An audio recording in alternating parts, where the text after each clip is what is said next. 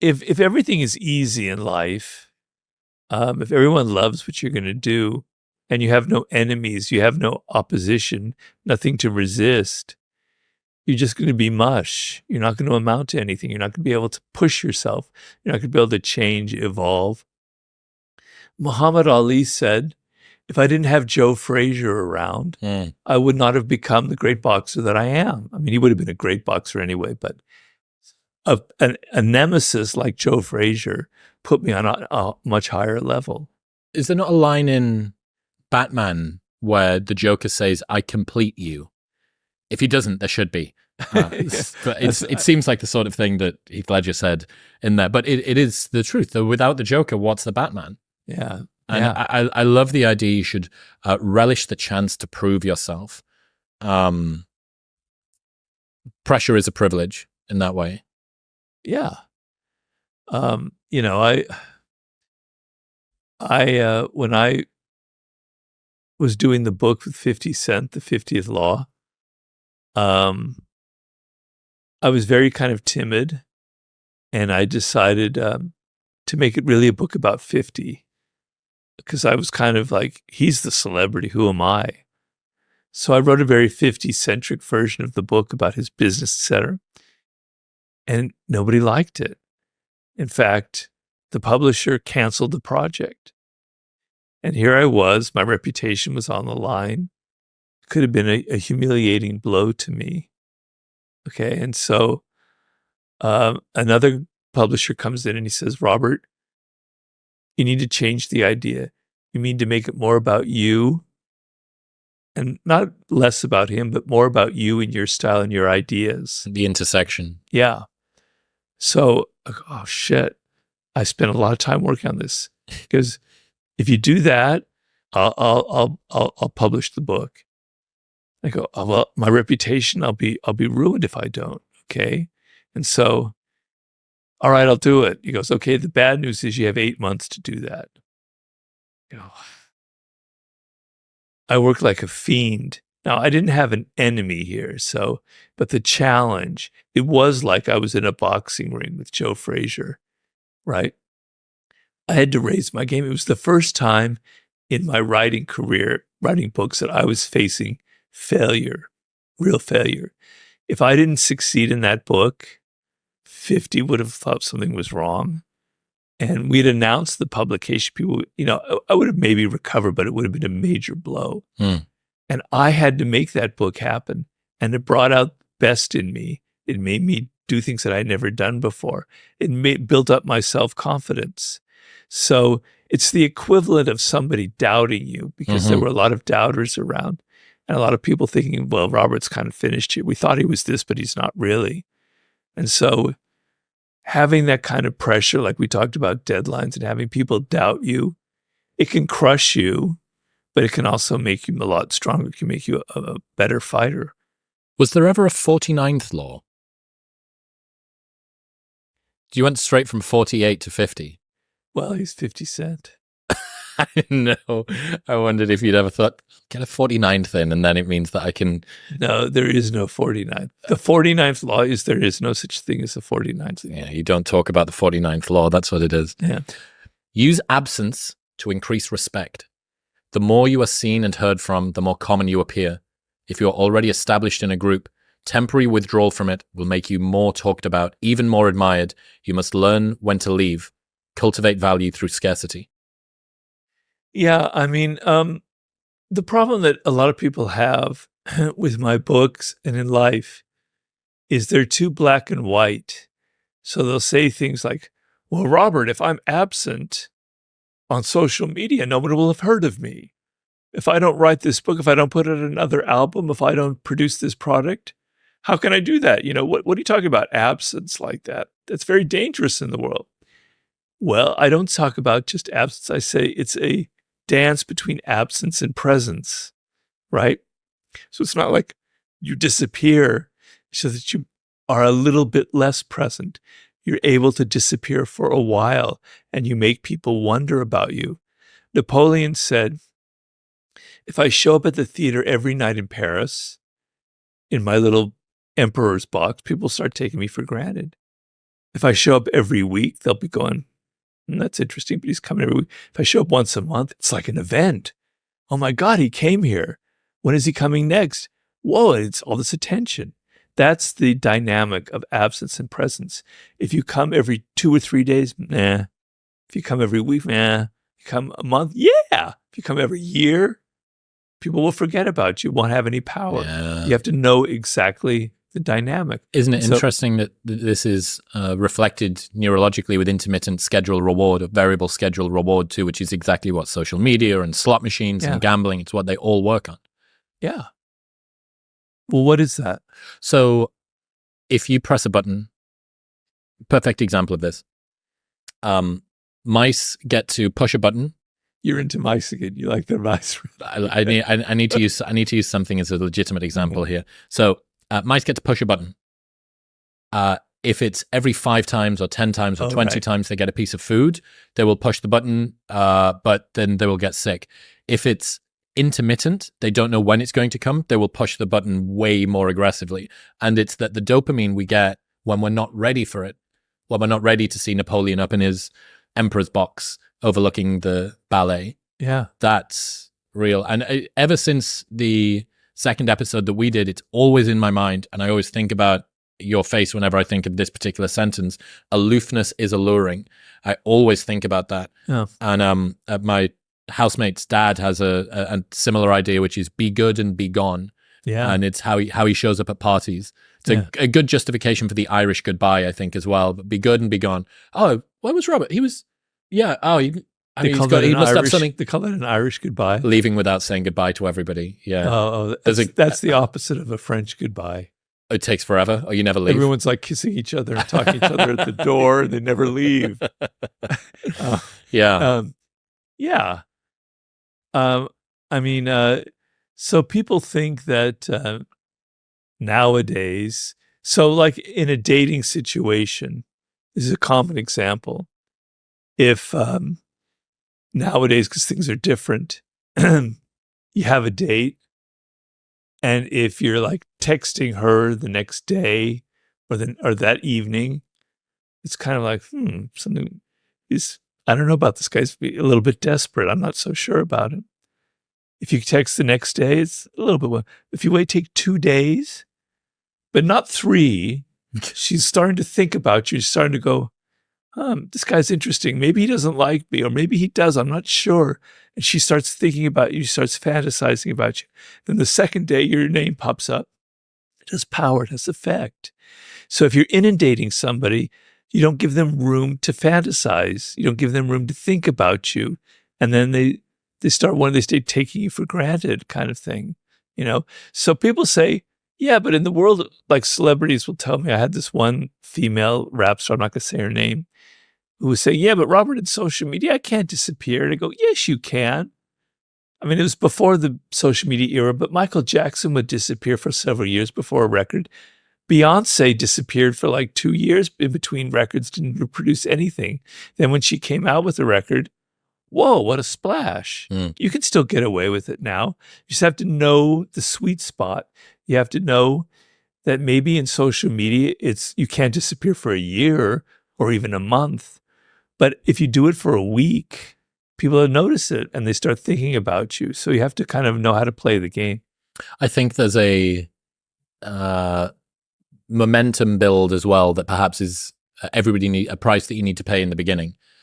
So there's a technique in erg rowing. So when you sit on one of those indoor rower things, concept 2, and what people will do in order to get the speed up more easily, they'll do little pulls, and then they'll do really long pulls, and that's when they start to get their power in. And I often think about that when it comes to people beginning anything. It's like, hey, if you haven't started your podcast, you don't get to be absent in the beginning. Yeah. Like that's just called not starting your podcast, right? Delaying the publishing of your first book is not you being aloof and alluring. It's you just not getting the work done. Yeah. So there is a price, there is momentum, inertia that needs to be accumulated. And then you break expectations. So this shows that I don't have the can to show you. I launched a product last year.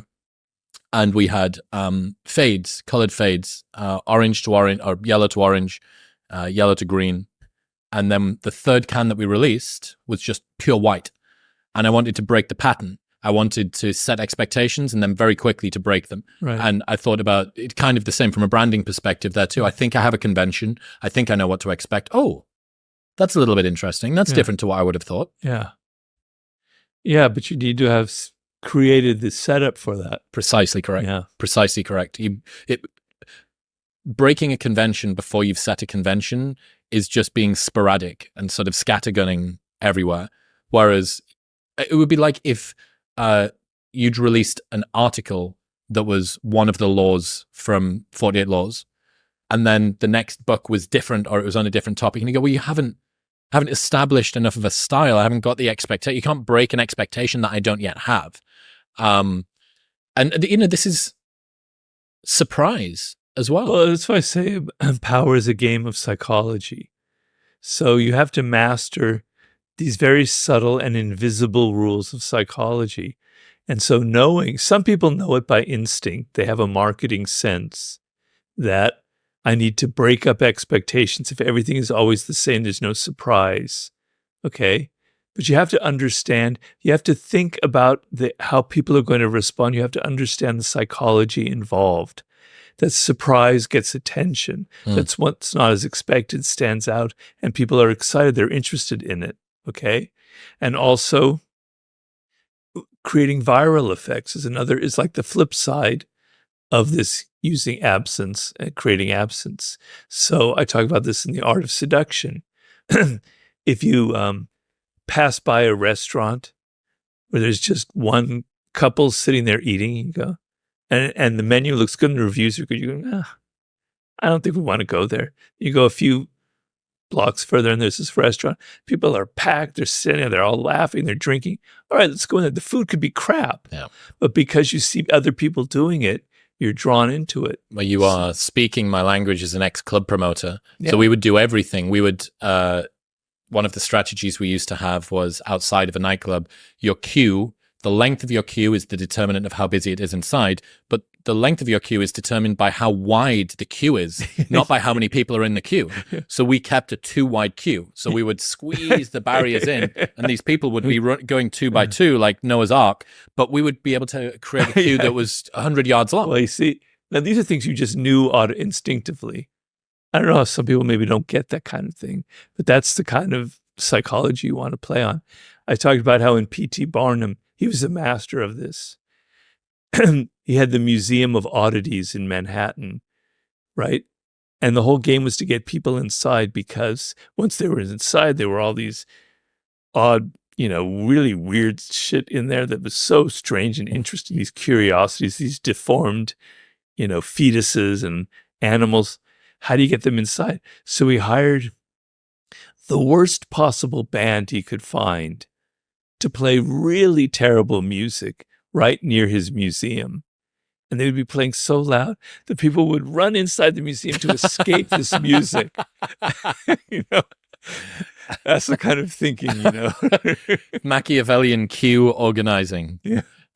Actually, speaking of that, I told you I'm going to Florence next week. I'll be able to see Niccolo's tomb. It's in Santa Croce. I love Santa Croce. What is a lesson from Machiavelli that you think most people gloss over, or something, sort of a hidden gem that you wish had more exposure, that more people knew? Oh, there's so much there. You're going to tease my adult brain here, but the idea that the most powerful idea that he has, and he has a lot of powerful ideas, is that people rise to a position, an elevated position, based on a certain quality that they have that makes them stand out.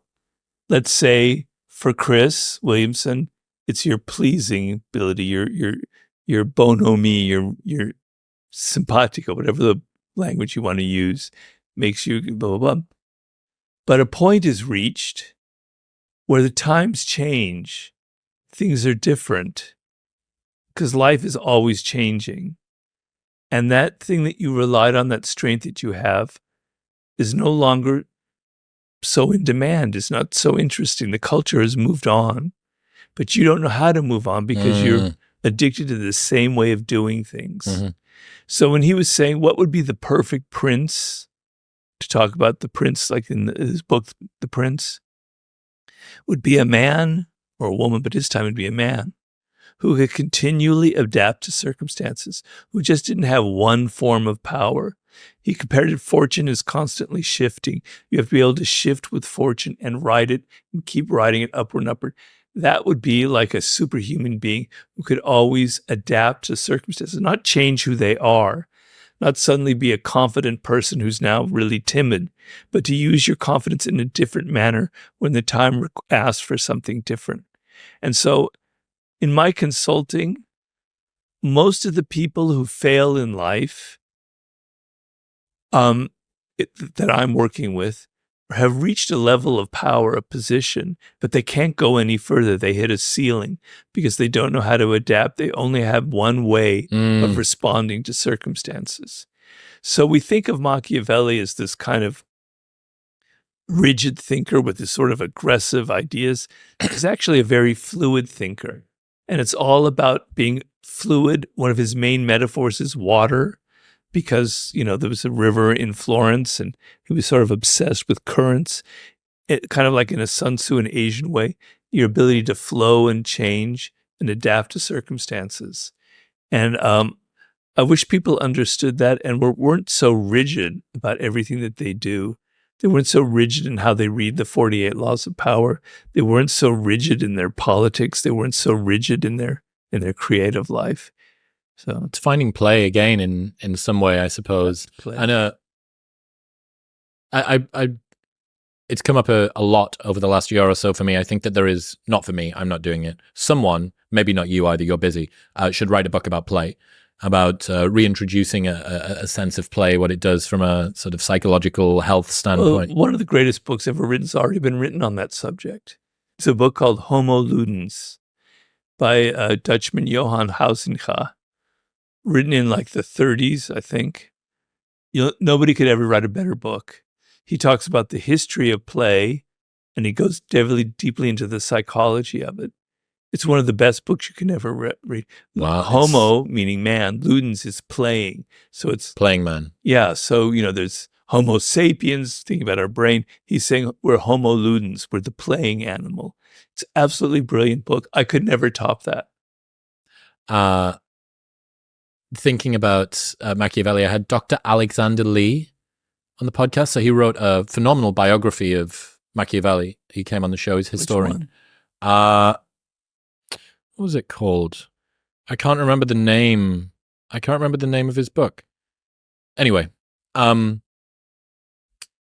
he told me this story. I didn't realize that Machiavelli was such a tearaway, sort of little Lothario here and there. Oh, he was a total seducer. Yeah, but he told me this story about him where he'd been on the road and I can't remember the term that he used, talks about something like a nuptial longing or something. It's this sort of very proper British, he's horny.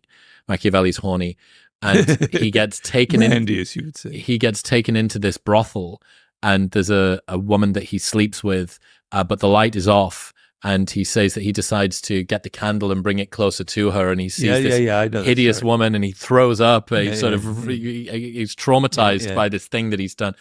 And to hear Dr. Lee, the very sort of proper British historian, telling me this story about... Well, the thing is, what really gets my goat, what I can't stand is people use the word Machiavellian, and they have this image of him as this evil, conniving person, and they have the image of him and how he actually looks. He's like a rat, and he was an incredibly warm, humane human being who was really very funny and witty. He was a complete Renaissance man.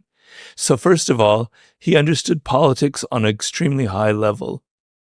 Absolutely brilliant. He was not a great diplomat, he was a low-level diplomat, but he had a very good sense of psychology. He was a great seducer of women, we know that, okay? He also wrote a play. He wrote plays and he wrote poetry. People don't realize that.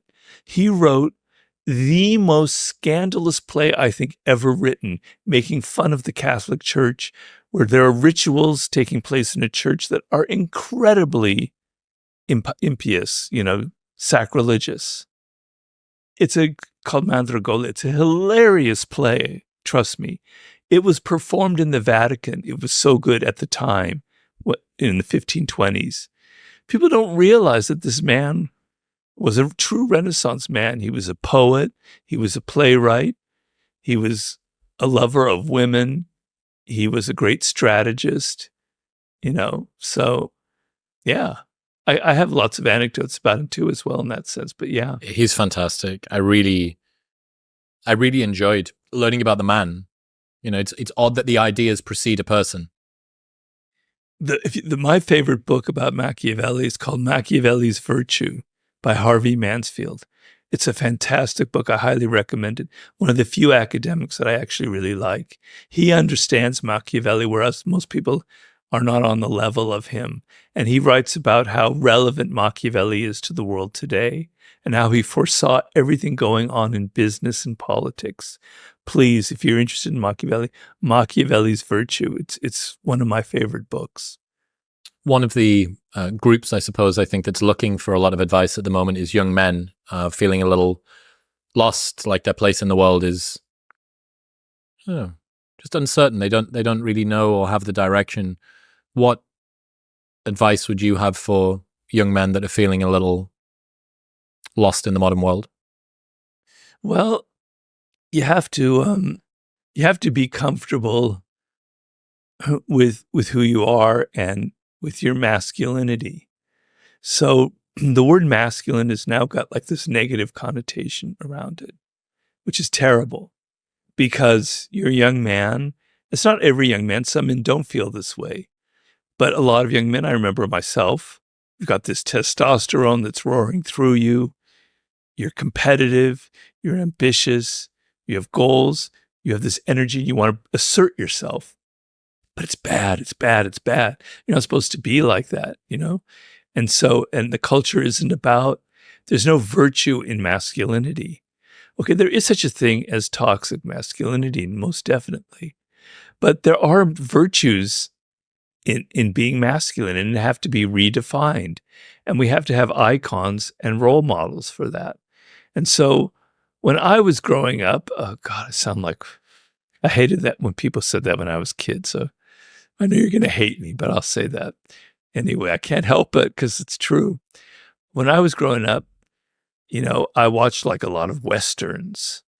It was the silent hero kind of thing, the Gary Cooper thing. But my idea of masculinity growing up was a man who was in control of himself, who wasn't mean, wasn't pushing people around, who was decent, who treated women well. So treating women well is a masculine virtue, is a good thing. It comes from a position of strength. You're not insecure about your masculinity. You don't have to prove that you're a man by demeaning women, by pushing them around, by calling them whores and bitches, etc. You don't have to take the Andrew Tate path in life. You can respect women, and respecting them is a sign of your strength, is a sign of being secure in your masculinity. You don't need to put other people down to make yourself feel better.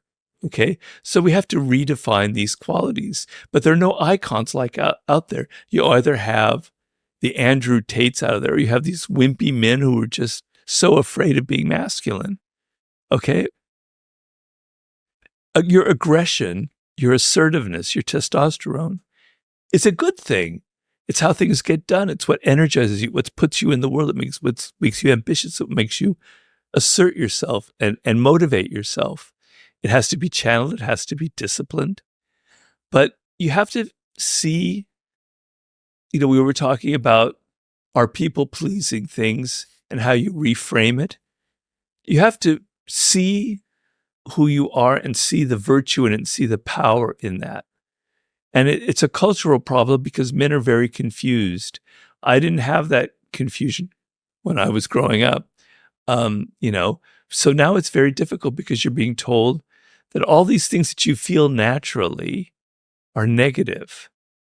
they're only negative if you can't control them. So self-control is a very masculine quality. You're able to control yourself. You're able to control your passions. You're able to not talk too much if you don't need to talk too much. I'm not saying that women don't have, that the opposite is wrong. These are things that men naturally have because of their biology. And I'm sorry, I do believe in these things. But they're good. They're just how you use them that can be bad. And so I just wish there were more positive role models out there. I know I could be a real bastard. I could be a real asshole. I'm very competitive. When I play games, I like to win. And I can be a little bit mean about it. Okay. I mean, I'm a pleaser, but I like winning. I channeled it, all of my aggression, all of that testosterone. I'm not saying I have more than anyone. I just have normal amounts. I poured it into my books. I poured that edge, that aggression, that like, damn you, I don't really like you. I don't like the world, into the 48 laws of power, into here's how these is how people manipulate. These are how people can be bad and cruel. And damn it, I'm going to get all my aggression by exposing it and showing it and being as real and direct. I channel it into something as opposed to hurting other people kind of thing.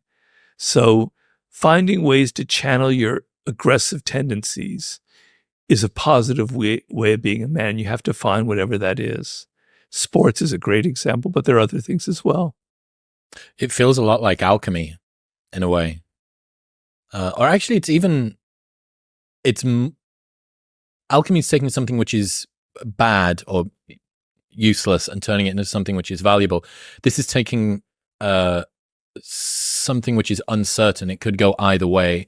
You know, this desire for mastery, for conquer, for achievement, and using it to propel you forward and hopefully making the world a better place. There's no reason that your desire to pursue and conquer and become masterful in a thing has to leave the world worse. It's not some weird zero-sum thing where in order for you to become better, you need to take from the world. I think it's additive.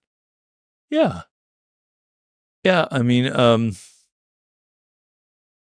you have to be smart, and you have to be in control of yourself, and you have to be disciplined. But let's just add discipline to one of those other masculine virtues. It just needs to be redefined. We need people out there, men, and even women who feel comfortable with this, saying these are the virtues. These are the good sides of being a man and being masculine. And so even mastering things and even being competitive is not bad. You build a business that kicks ass, that does really well, that gives people certain things that they needed or they wanted. So it's just a matter of how you channel that energy and how you control it. And what the virtues are is self-control, not feeling like you have to put people down in order to raise yourself up, feeling confident, not having to boast. A terrible toxic masculinity quality is boasting and saying, look how much money I have, look how much women I've slept with, look at all this other thing. You're just talking. It's just a lot of hot air. That's not strong. That's actually weak. So many powerful qualities actually come from a position of great weakness and insecurity. When I look at leaders who are always like boasting and talking about, all the great things that they've done, I see a little insecure, little weak child having to say these things, right? So it just depends on whether it comes from something solid and strong or it comes from massive wells of insecurity. Robert Greene, ladies and gentlemen. Robert, I really, really appreciate your openness of being able to talk about this stuff. I think this line between human psychology and human nature is very much needed at the moment because, as you said about the masculinity portion, the role models, the archetypes, sort of previous lessons and channels that we would have run through, many of them have been thrown up in the air by technology, by changing social positions. And I'm looking forward to you getting this sublime, which I'm sure that you are as well, getting this sublime thing finished. Yeah. And then when it's finished, I'll be missing it. And ready to do the next one. What's your rough self-imposed submission date? Well, hopefully it'll be out in 2026. Okay. You're going to have to wait 2 years because it's going to take a year to finish and then a year to put it in shape. And I can say it's going to be a very weird book. Coming from you, that is a extra special claim. Yeah, it's the weirdest book, though, that I've ever written. Can you say why? Well, I'm trying to shake you up. I'm trying to make you not see the world in the same way. I'm trying to make you realize that you're looking at it in a very limited fashion. And so every chapter, I'm trying to challenge you and say that the world is different and actually much more exciting and interesting than you think it is. And so I would like to compare it to taking drugs without having to take the drugs, that it's going to kind of alter a little bit how you look at things as if you microdosed on something. The book's kind of like microdosing, So it's going to alter how you look at nature, how you look at animals, how you look at yourself, how you look at people, how you look at your own childhood, how you look at history, how you look at art and music, and then how you look at death. Death is the final chapter, obviously, because death is the ultimate sublime, something I know quite intimately. So it's going to be a weird book, and maybe it'll fail. Maybe I'll have 10 readers. Well, you've been certain over the last 8, so, Yeah, but this could be the one that fails. You never know. I've been thinking so much about awe and dread as 2 emotions that are pretty absent, and I imagine that they fit somewhere into the sublime. I think transcendent experiences like that are so important. I mean, I know we're at the end here, but the sublime is an unusual thing because it's a combination of pain and pleasure, of awe and terror, and these 2 things in the human body, and I analyzed the neurology, the physiology of it, create a kind of vibratory effect in you, where if it were just beautiful and pleasurable, well, okay. If it were just painful, but the combination of the 2 is startling, and it makes you look at it, and it has an effect on your body, and it gives you chills, And so, like when you look out at the night sky, it's infinite, it's awesome, but I'm so small, I'm so tiny, insignificant, I'm so meaningless. Yeah. Put those 2 together, and you have the sublime. Knowing yourself and knowing what makes you different, and knowing these are things you can't really change.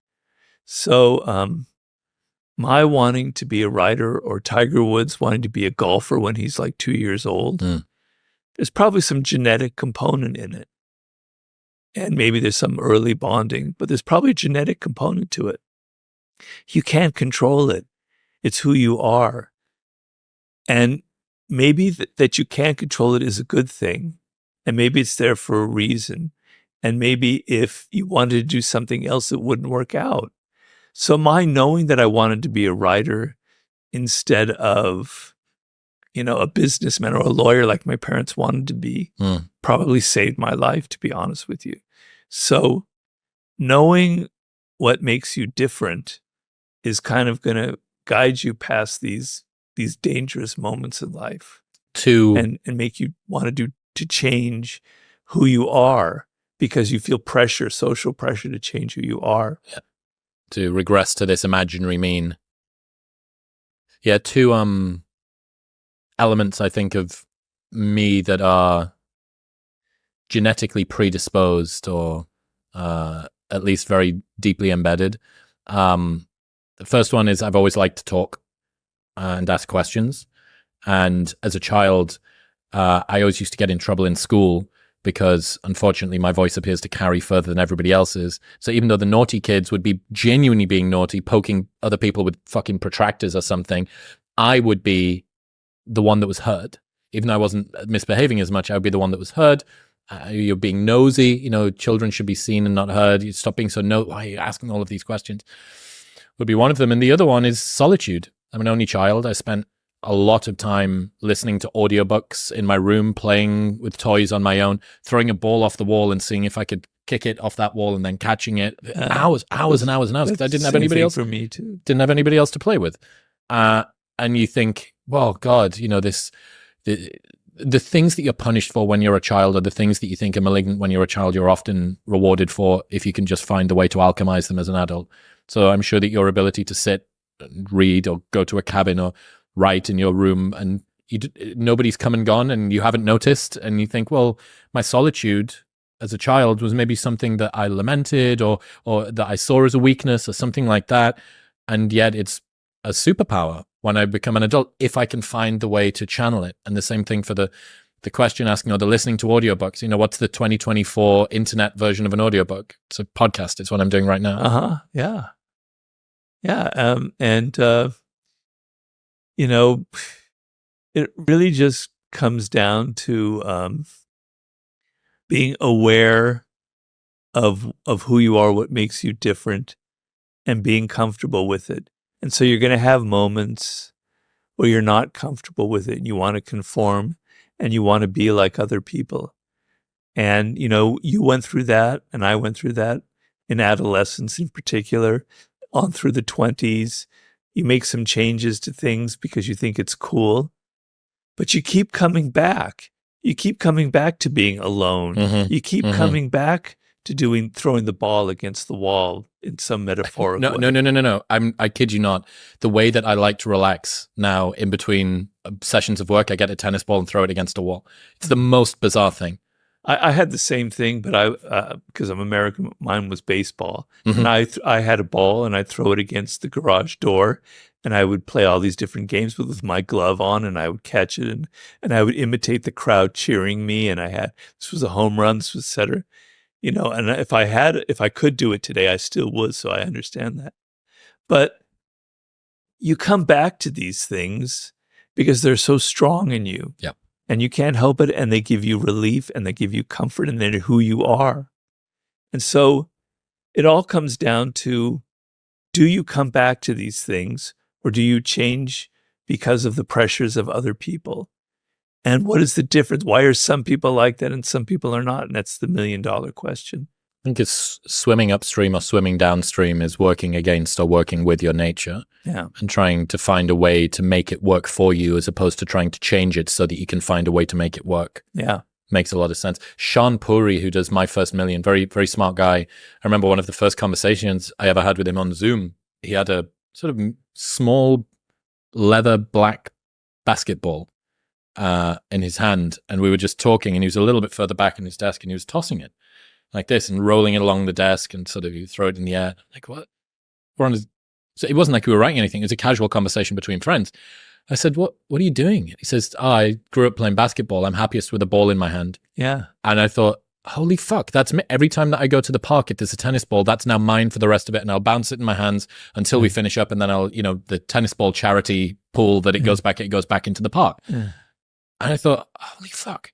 So I came up with a name for that, which is a weirdness role model.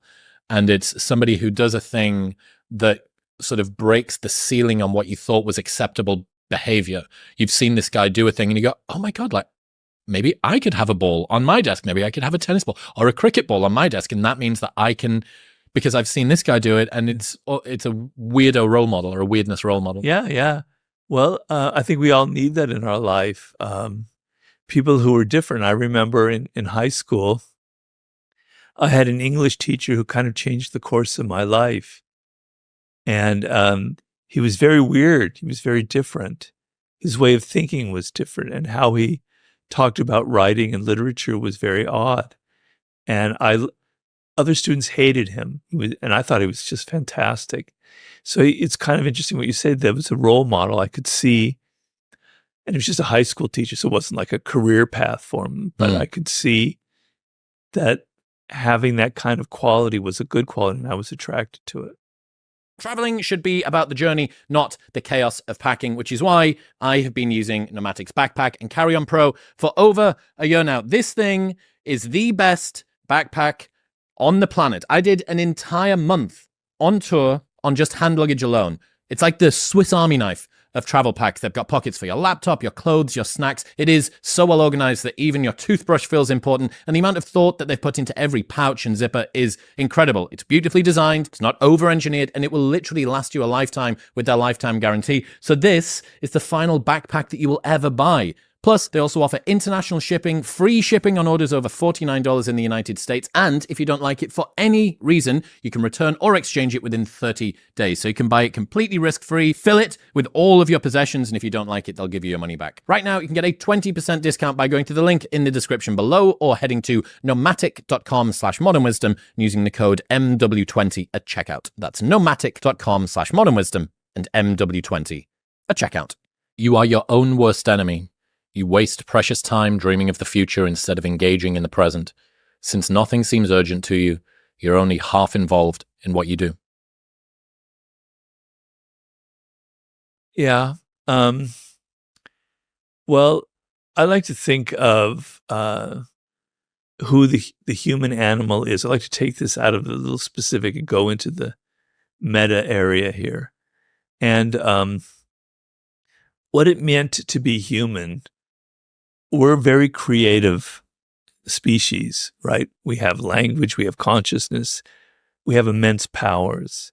Those powers developed under the pressures of necessity, of having to get things done, of having to survive in a very brutal, ruthless world where a leopard could pop out tomorrow and eat me, where there were dangers all around, where food was scarce. And under the pressure, we had to think, we had to be creative, we had to be inventive, we had to be strategic. The human brain evolved under immense amounts of pressure, okay? That's how the brain works. And I almost like to think of it in terms of barometric pressure. So in your brain, when you're feeling that barometric pressure, it's like, I got to get this done or I'm going to fail and this project won't happen and people will laugh at me. You work like a fiend. Energy, your whole body responds, right? Your blood gets moving. You accomplish things that would normally take you months. You do it in days because you feel that pressure. You take away that pressure and you don't know what to do. And I've got like 3 years, I could do this or that. Another, you just wander around, you're lost. You have no energy, you have no focus. You know, you're maybe playing video games, maybe you're watching porn, you're kind of distracting yourself in the moment. But it's, but your energy is just being dissipated in like 20 different directions. So your brain needs pressure. It needs constant pressure. And stress and pressure is not a bad thing. We have this thing where we feel like stress is bad. It's bad for you. Bad. You know, you need to relax, man. You need to chill. Stress will kill you. No, being bored will kill you. Not having anything to do will kill you is much more dangerous than stress. Yes, you can work too hard. You can work where there's no soul involved. I work like a fiend because I'm writing a book and it's a very hard process for me. And I'm working far too much, but man, I love it. It's fantastic, right? And it could kill me. The stress could kill me, give me a stroke. But I'd rather die under the stress than be bored and have nothing to do.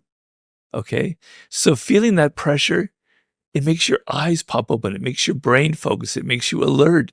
It makes you want to live. It makes everything seem exciting to you because you've got to get things done. So I'm writing a book right now. I could take 12 years to write it. But that wouldn't be I wouldn't feel good about it. So I give myself deadlines.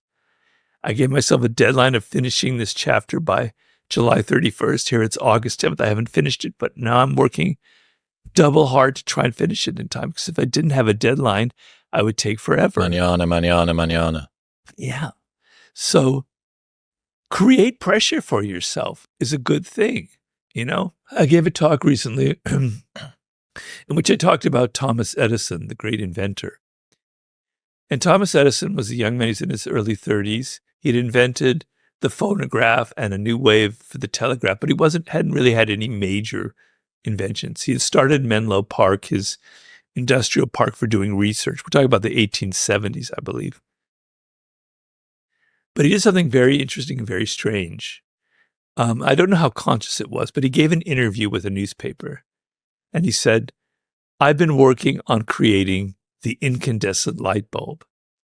Now, before that, there was the arc light, which was a light that was really powerful. It used far too much energy. You couldn't use it in the house. The way houses were lit was with gaslight. Gaslight was dangerous, it was explosive, and the companies in America that had a monopoly on it. So the prices, it was very corrupt business. So he goes, I'm working on the incandescent light bulb. The reporter's going, that's interesting. He goes, yeah, I'm close to nailing it. Wow. And he goes, yeah, and in 5 years, I'm going to light the entire city of New York with the incandescent light, with electric light. Whoa, they go crazy. They published this article, and the stock prices of gas start going down, down, down, down, down. Money flows into his coffers because the cheapness of a light bulb, the profits are just insane. So money is pouring in. He goes back to his Menlo Park where he develops ideas, and his employees who are reading about this go, Mr. Edison, what are you thinking? You had just tinkered with the incandescent light bulb. We're not even near inventing it. We're not even near creating it. And the idea of lighting New York, it's what were you thinking? What were you smoking? The equivalent thereof. And he goes, well, gentlemen, I said it to this major newspaper. We better get to work. We better make it happen. What happened with all the money that came in, he could now hire the people to do it. But the pressure of getting that done in 5 years made him do it in 5 years. It was a monumental work of persistence and discipline and detail. But he had a deadline. He didn't want his reputation. He didn't want to disappoint the public. He had to get it done in 5 years, and he did get it done in 5 years. So he created his own pressure by using the publicity angle. And people are going to expect it. When's it happening? Has it happened yet? You said it was going to have happened by now? Yeah. Yeah, I think Naval Ravikant talks about how when he was at one of the first companies he ever worked for in Silicon Valley, and he started telling people, I'm going to start my own startup. And 6 months later, he was still there. And everyone said, well, I thought you were starting your own startup. And that was the push out of the door for him. Yeah. He couldn't bear the expectation that he'd put not on himself, only on himself, but also from other people too. So I suppose our need to be socially consistent can be bad when it's maybe derogating your uniqueness, your idiosyncrasies, and your weirdness. But if you can funnel it to motivate you to go forward. Yeah. It's the reason why, I don't think that I would be particularly successful being a journalist, for instance, despite the fact that I do 3 episodes a week it's been 4 years that we've done that. It's been 6 years the show's been going.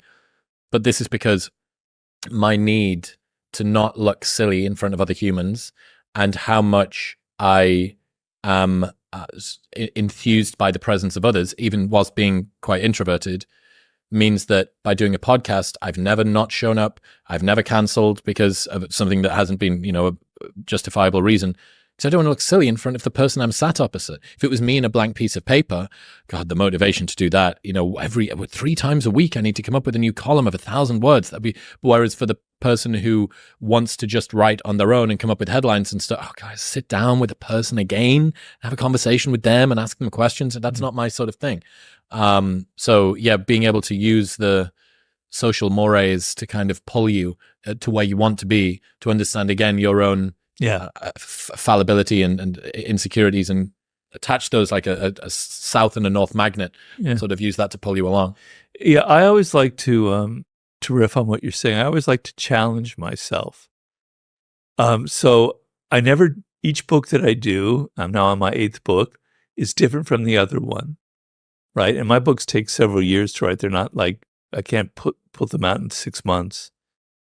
Each one is different from the last one.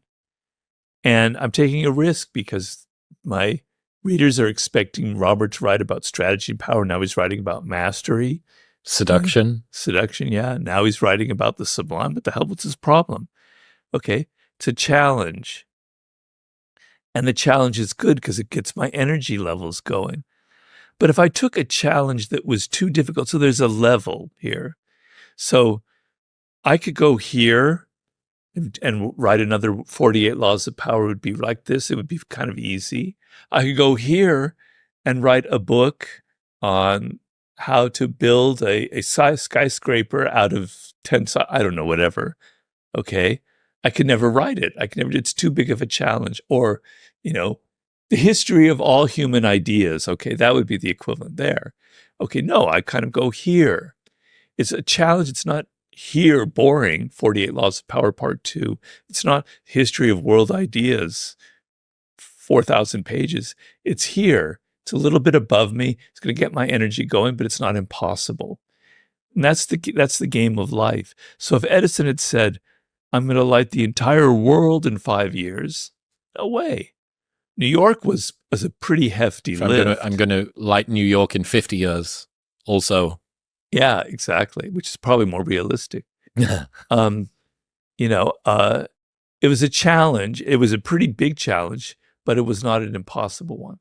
We'll get back to talking to Robert in 1 minute, but first, I need to tell you about AG1. In my quest for the best greens drink on the planet, I went through just about every single option, and after a year of testing, I found AG1. 3 years later, I still use it every single day because it is so much more than just greens. It is the most comprehensive, highly tested, and rigorously formulated supplement I've ever found. With one single scoop of AG1, you're replacing multiple health supplements like multivitamins, digestive aids, immune supports, and more. It is NSF certified, meaning that even Olympic athletes can use it. There is a 90-day money-back guarantee. So if you've heard about AG1, you're thinking about trying it, you can buy it completely risk-free. Try it for 89 days, and if you do not like it, they will give you your money back. Plus, they ship internationally. Right now, you can get a year's free supply, vitamin D3 and K2, 5 free AG1 travel packs, plus that 90-day money-back guarantee by going to the link in the description below or heading to drinkag1.com/modernwisdom. That's drinkag1.com/modernwisdom. It is a curse to have everything go right on your first attempt. Yeah, the proverbial one-hit wonders.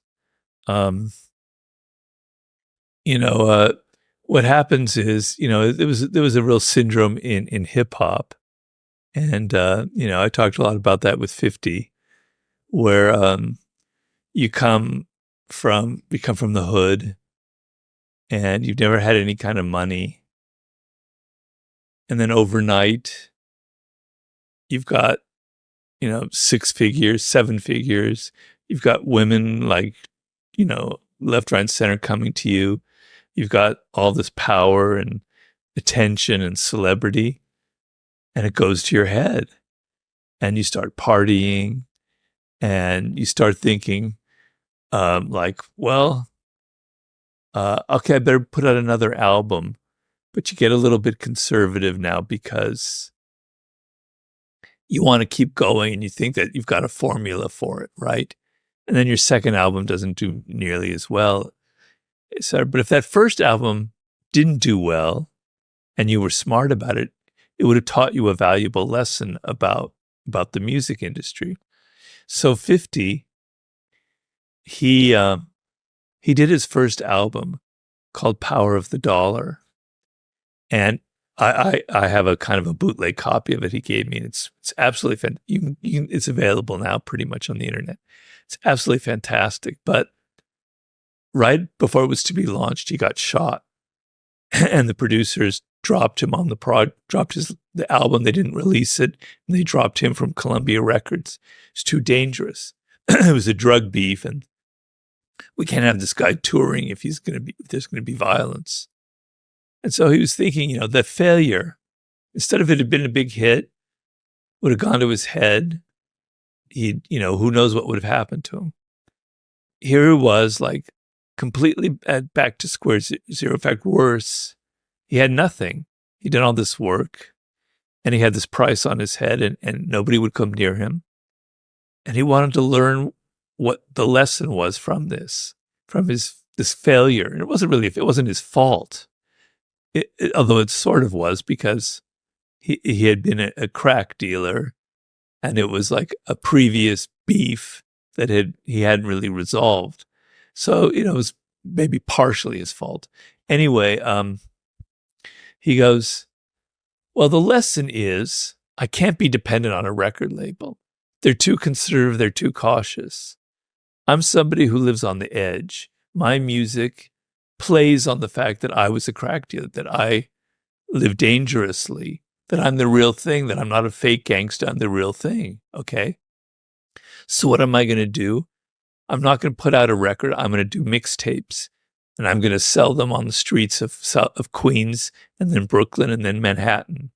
You know, just these little tapes, these singles. And I'm going to be as violent. His first one that he puts out is called Fuck You. He's saying, fuck you to everybody who ever doubted me. Fuck you who tried to kill me. Fuck you to the record labels, pardon my language, etc. So he learned from that. He learned not to take success for granted. And he built on that. And so he's not a one-hit wonder. So sometimes success when you're in your 20s is the worst thing that can happen to you because you have no discipline, you have no perspective, you think it's just going to keep going the way it is, you're not aware of all the dangers out there, you don't have life experience enough to realize how things could turn on you very quickly. If I had been given the chance to write the 48 Laws of Power when I was in my 20s and I had success, it would have ruined me. I probably wouldn't have had success. Why? Because I wasn't ready for it. Look, Chris, I had had so much failure until I was essentially 39 years old, pushing 40, that I had perspective, that I know what it's like to fail. And so when I had success, it wasn't like, wow, I'm the greatest thing that ever happened. I can just live off this forever. My next book's going to be fantastic. No, I have a little voice in me that says, Robert, you failed so many times, you're probably going to fail again. Right? You've seen so many people in Hollywood who started off hot and bombed. I had experience to know that I can't take this for granted. I have to be careful. I have to be strategic. I have to build on it and not let the success go to my head. And it didn't go to my head. When I wrote The Art of Seduction, I was so worried that book would fail. I was certain it was going to fail. I felt that way about every single book I've ever written. You know, I still feel that way. You know, this next book, Certain. it's doomed to failure. I better make it the best book of all. So, if you can get drunk on your success, you know, and don't get high on your own supply was the phrase that 50 would always say. So, you know, you want to keep your feet on the ground. You want to know that failure is nipping at your buds. That your next podcast, Chris, could be the worst one of your life. You'll say the wrong thing, and suddenly everything will start cratering. Mm-hmm. That keeps you on the edge, and you don't take your success for granted. Yeah, I'm very glad when I look back at the period that when we first spoke, up until the second time that we spoke. So we did it was about episode 78. It was about episode sort of 350. Something like that. And that period, if you look at the graph of plays and followers and money, is like that. It's just flat. The graph is just totally flat between the two. There's a little upward tilt. And it's the law of anything which becomes exponential, that as you start to zoom out more, it makes the very beginning look even more paltry. And it's that up to there, but that's only been the last 2 years. Oh, I see. 2.5 years. It's there. And I tell the story that there was days in 2018, the year that we launched the show, where we'd been going for maybe 10 episodes, 20 episodes, something, you know, we're halfway through the first year. And there was days where we'd do no plays. I'm still releasing weekly episodes, and there was days where there would be no plays. You know, my mum listened to every episode, and I got friends. I'm still in the guilt-ridden, you should listen to my new thing, and 0 plays, nothing. I'm like, that's insane. And I'm glad. It makes me, you know, every time that I get to find a random garage in the middle of LA and think, oh, we get to light this and make it look like a cinema movie, like a Hollywood movie in Hollywood. How cool is that? Yeah. And it's framed up against something which is smaller. There's a documentary that I'd really love to get you to watch. It's called How I'm Feeling Now by Lewis Capaldi. So he's a Scottish singer. You would recognize a ton of his songs. And basically it charts this challenge that he has. Scottish dude, a very non-typical, like a chubby young guy. He's not like a heartthrob or anything, with a Scottish accent as well, and very self-deprecating, which is charming. He's charming in that way. But he writes these songs when he's 17. He's playing them in working men's pubs all around Scotland, and then he gets picked up by Universal Records, and he releases this album, and it goes beyond Interstellar, just the biggest, billions and billions of streams. And he does a world stadium tour and Glastonbury main stage, everything. And then he has to do a second one. He has to do it again. And the stress of another album. Yeah, he has to do a second album. And this is an interesting twist, I think, on it's a curse to have everything go right on your first attempt, because he is someone that I think did learn the right lessons from it going right